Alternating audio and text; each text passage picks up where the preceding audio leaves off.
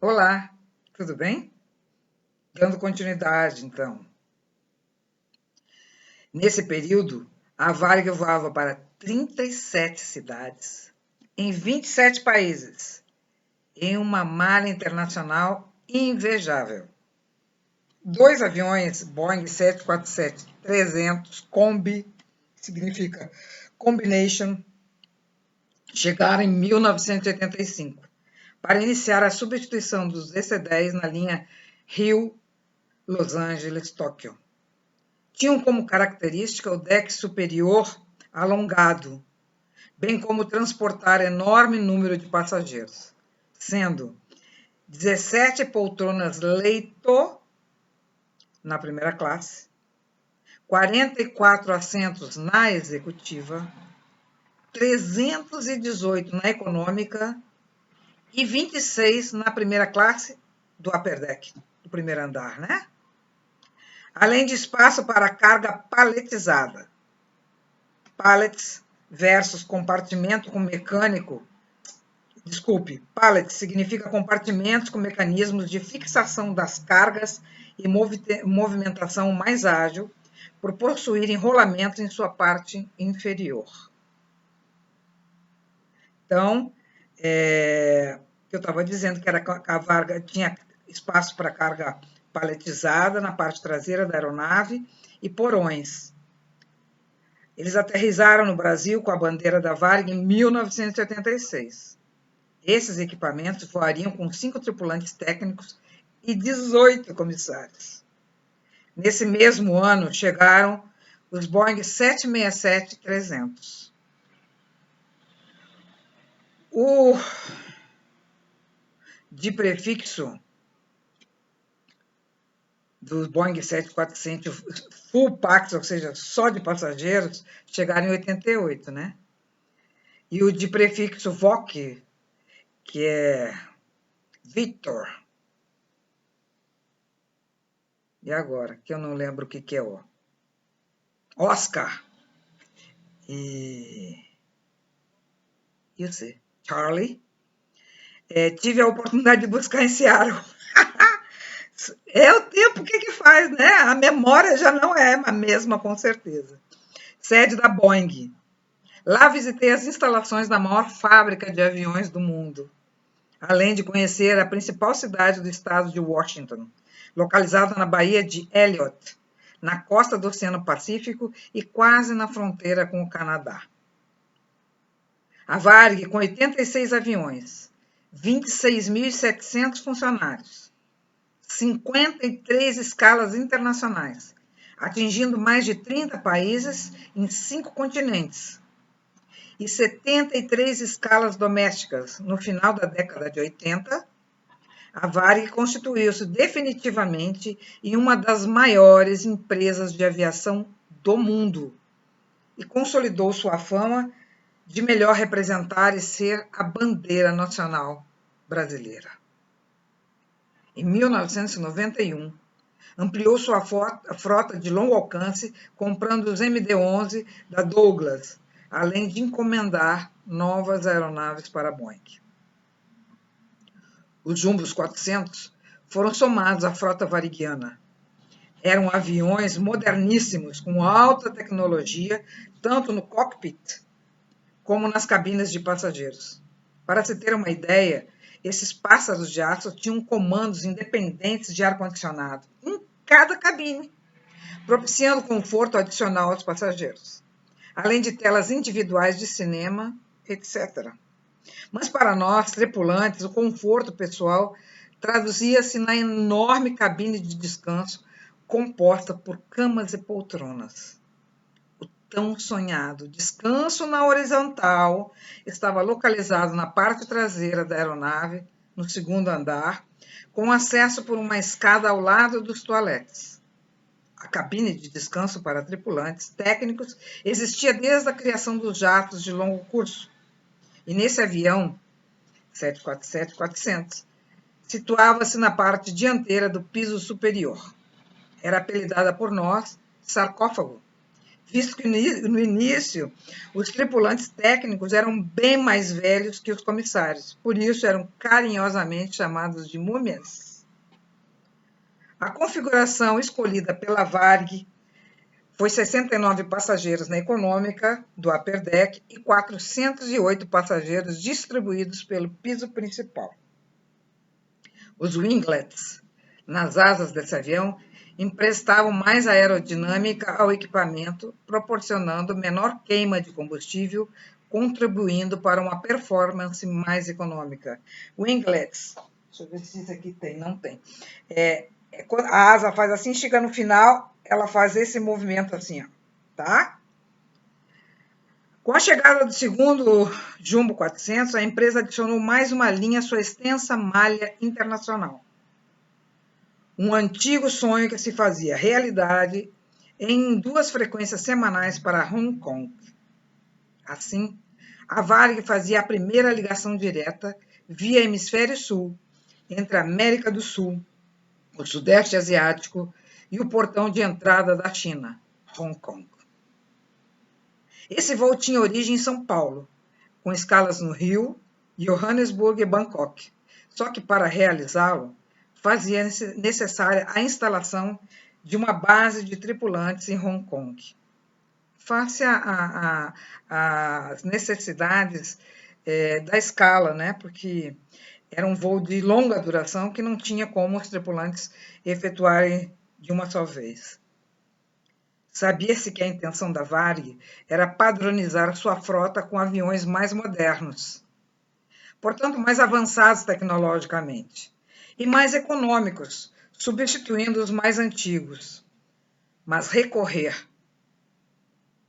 a leasings extorsivos foi definitivamente uma atitude temerária, principalmente em um cenário de recessão nacional, com a consequente queda de venda de passagens.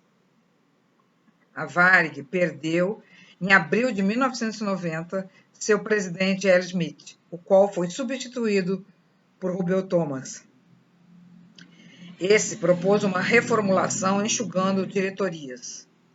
Investiu em informática, buscando atingir 2 objetivos básicos: o aperfeiçoamento dos recursos humanos para a consequente satisfação dos clientes. Em janeiro de 92, o Boeing 737-300 substituiu definitivamente o Eletra da Varig, o qual deixou a ponte aérea com índice de acidente fatal 0. O início da elaboração da reforma estatutária da Fundação Rubem Berta deu-se em 94 e foi, na realidade, uma adequação do organograma à necessidade de maior participação como investidora, bem como a criação de um conselho de curadores para escolha e supervisão dos atos do presidente da Varig.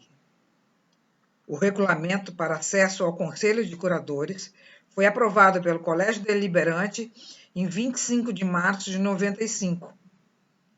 Ocorreu a primeira eleição dos 7 membros que o comporiam.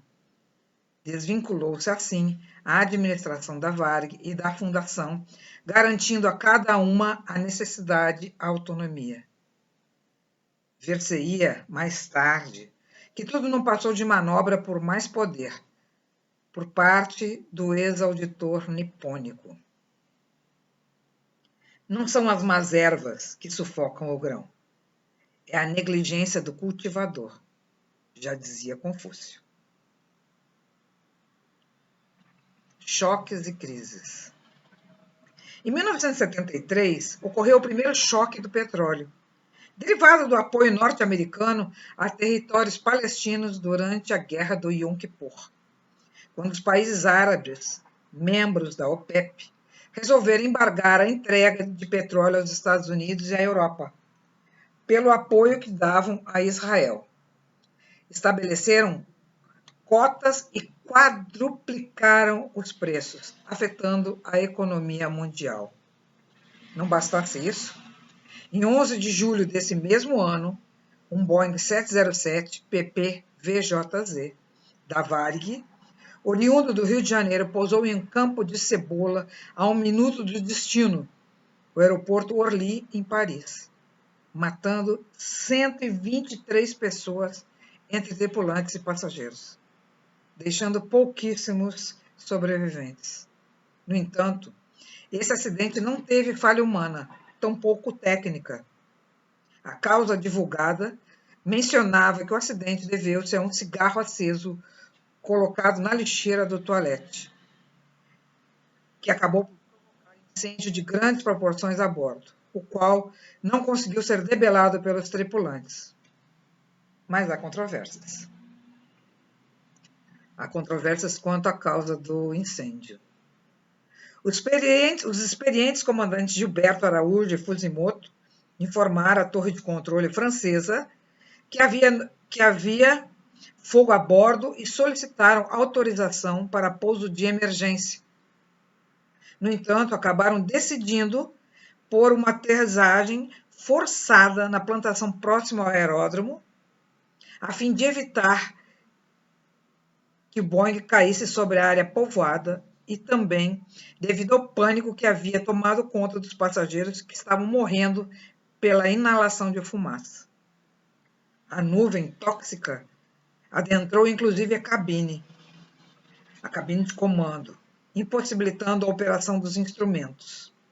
Apesar da fuselagem ter ficado praticamente intacta, o trem de pouso quebrou, o que não impediu que 10 tripulantes sobrevivessem, os quais só conseguiram por utilizarem as máscaras da cabine de comando e panos molhados sobre narizes e bocas. A tentativa dos comissários em salvar passageiros foi dificultada pelo rolo compressor da fumaça. E o fogo que tomou conta da cabine também impediu essa ação. Os bombeiros franceses resgataram 4 passageiros, dos quais somente um conseguiu sobreviver. A empresa sofreu um baque interno, mas só em termos emocionais, já que a credibilidade da Varig não foi afetada, visto que todos sabiam da seriedade com que a empresa tratava a questão de segurança. No período de 69 a 74, o preço do barril de petróleo teve aumento exponencial, saindo de $2,90 para $11,65, causando impacto na economia brasileira e elevando a inflação ao nível de 22,5%. A Varig comprou o controle acionário da Cruzeiro do Sul, em 1975 e fundou a empresa Rio Sul Linhas Aéreas em 1976. Basicamente para atender a demanda com a criação do sistema de transporte aéreo regional. E para tal, encomendou os primeiros 16 aviões Embraer 145, jatos de 50 assentos, o qual havia recebido a ajuda técnica em seu detalhamento de funcionários qualificados da empresa. Varig. O dado curioso é que o DAC baixou uma portaria que estipulava que o aeroporto Santos Dumont seria utilizado tão somente para os chamados voos VDC, voos diretos aos centros, para aviões de até 50 lugares e que tivessem como destino as cidades de Brasília, Belo Horizonte, Vitória e Curitiba. Mas pasme, meu caro leitor, hoje ouvinte, que depois de pressionado pelas companhias TAM e GOL, o Departamento de Aviação Civil cancelou a portaria após 2 anos de sua edição, para permitir o pouso de aviões Boeing 737 e Airbus das concorrentes. Esse fato foi mais um dos sapos que a Varig teve que enfiar goela abaixo. Essa autorização para aviões de grande porte pousarem no aeroporto de Congonhas deu no que deu. Por hoje é só. Amanhã tem mais. Fique bem, fique em casa.